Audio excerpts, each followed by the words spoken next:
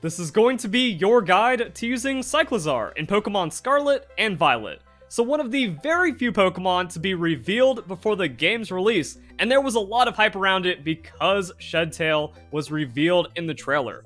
Unfortunately, Cyclizar is a pretty awkward Pokemon to use, and while it can help you win, it can easily be why you lose. So that's what I'm going to be breaking down for this video. Not how to use Cyclizar, but how to use Shedtail, since this Pokemon effectively only exists as an engine for Shedtail. So if you enjoy the video, or if it helps out in any way, don't forget to leave a like, share it with your friends, and comment your thoughts down below. So what's going on with Shedtail? Well, you lose half of your hit points rounded up, which means this move fails at exactly half hit points, so keep that in mind, to then switch into another Pokemon and give it a substitute. This does not baton pass, so you don't transfer any stat changes as well. You are only bringing a substitute to a Pokemon in waiting.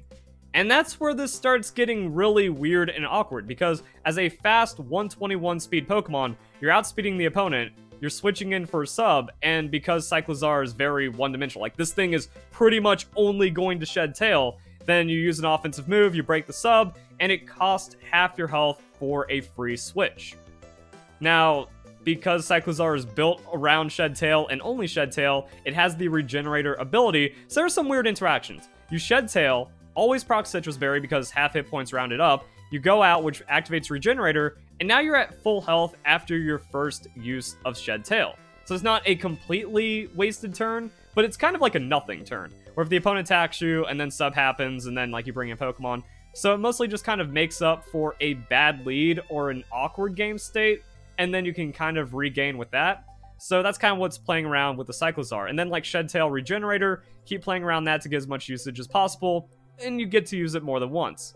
Now, where Cyclizar needs to succeed is buying itself an extra turn, and the biggest way of doing that is taunt onto setup Pokemon. That is what Cyclizar needs to do. You can't just go, oh, Shedtail into a setup Pokemon or into a sweeping Pokemon at any time. You have to catch your opponent on a setup turn, hit them with the taunt, and that buys you 2 turns. Because you outspeed, they're taunted, they don't get to take action, and a bulky Pokemon isn't generally going to do enough damage to break the sub, or it's forced to switch out because it's mostly status moves, or it's like a stall Pokemon, and then you can't get anything, so you get the free Shedtail. If Cyclizar does not bring in a substitute that is unbroken at the end of the turn, it just wasted health and wasted a turn and didn't accomplish anything. So taunt is mandatory for using this Pokemon. Knockoff, kind of the same idea, to where like if you knock off a Life Orb or a choice item and then you still have enough health after the Citrus Berry to then outspeed and Shedtail, then at least you're actually making the game more comfortable for your sweeping Pokemon. But one way of looking at Cyclizar is it's effectively a 5th and 6th move slot on one of your sweepers, that you can give your sweeper a sub if it doesn't want to set it up for itself, and you can also taunt to kind of get that extra turn in. As for other moves, Overheat. High base power, you're switching out on the Shedtail anyways, so this could just kind of clean up an opponent that's low. You also get access to the Draco Meteor.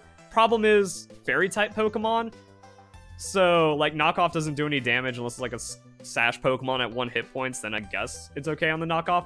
And then Draco Meteor, like stab 130 base power, doesn't matter if you're uninvested 85, the opponent is going to feel that pain. So it's risky into Fairy-type Pokemon, but it's more damage and it's pretty nice to have.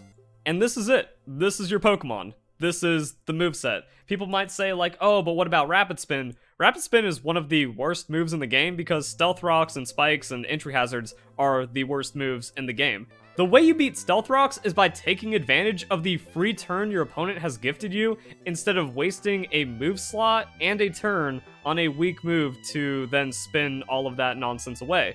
So yeah, like Taunt Knockoff, that's going to be way more value on the Cyclizar, and then Shedtail, and boom. So you need to try to find that free turn. So this is the moveset that you want on the Cyclizar. As for Cyclizar as a lead, it can be pretty powerful. There's also just a lot of ways you lose the game on the spot, and then it becomes like a 2v3 in the battle stadium instantly, or the opponent just gets more out of their first turns than you get on the Cyclizar, because it is only there to anti-setup. That you have to taunt, you have to do that, or else it can go pretty bad.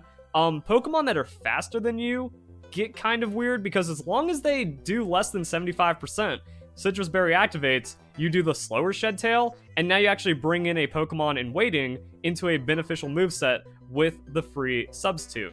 So a lot of like weird technical stuff, and that's mostly how the Cyclizar breaks down. But if you like successfully have that sub out there and you go into a Dragon Dancing Pokemon or anything that's really trying to hard set up and sweep, then yeah, this is how Cyclizar can be the reason why you win. Dragonite that has multi-scale and a free substitute and then just starts running away on turns. A Dragonite that gets 2 free turns and usually survives the 3rd hit is just going to win the game. And then really any setup sweeping kind of Pokemon as well. Volcarona is scary enough with Quiver Dance, but even scarier with a free turn of sub. A lot of Volcarona run a substitute for itself, that way it can kind of just really shut down setup Pokemon. But if Cyclizar is doing that for you, especially like Taunt, Shed Tail, and then Volcarona has even more free stuff going on, a couple of Quiver Dances, and the game is over. There's also other ways to combo with the Cyclizar. Even though Eject Pack is low usage, it's really cool when someone makes it work. Kind of like when you get bodied by a red card in 1% of games, the niche setups and like the really calculated planning can do some really cool stuff.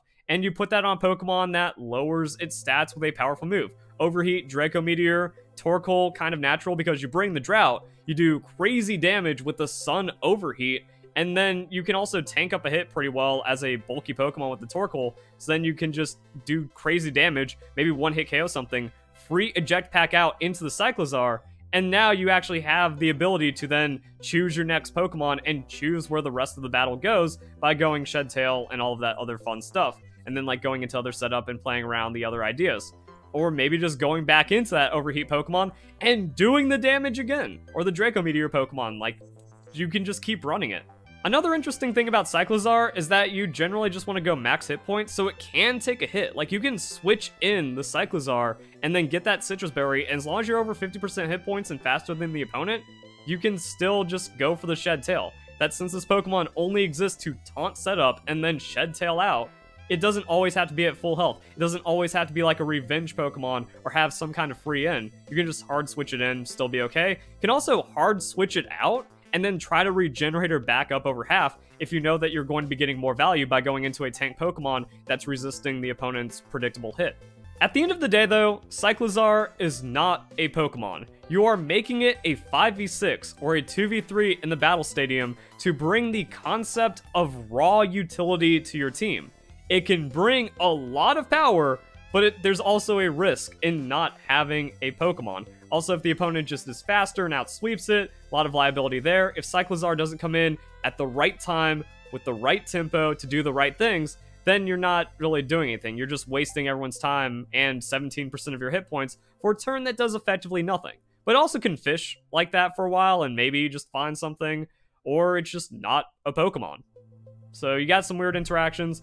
And another detriment to Cyclizar is that you have to build the team around it. Cyclizar is not splashable. You don't just put it onto any team and go, well, hey, I've got a substitute and some anti-setup. There's a lot stronger anti-setup Pokemon, and again, you can just kind of waste turns and weirdness on the sub. You need to play it very specifically as your win condition to then get the extra turn to go into your win condition setup Pokemon. If you're not doing that, or you're not doing like some kind of crazy gimmick to eventually end up with a +1 or 1+ somewhere in the battle, then Cyclizar is just useless and bad.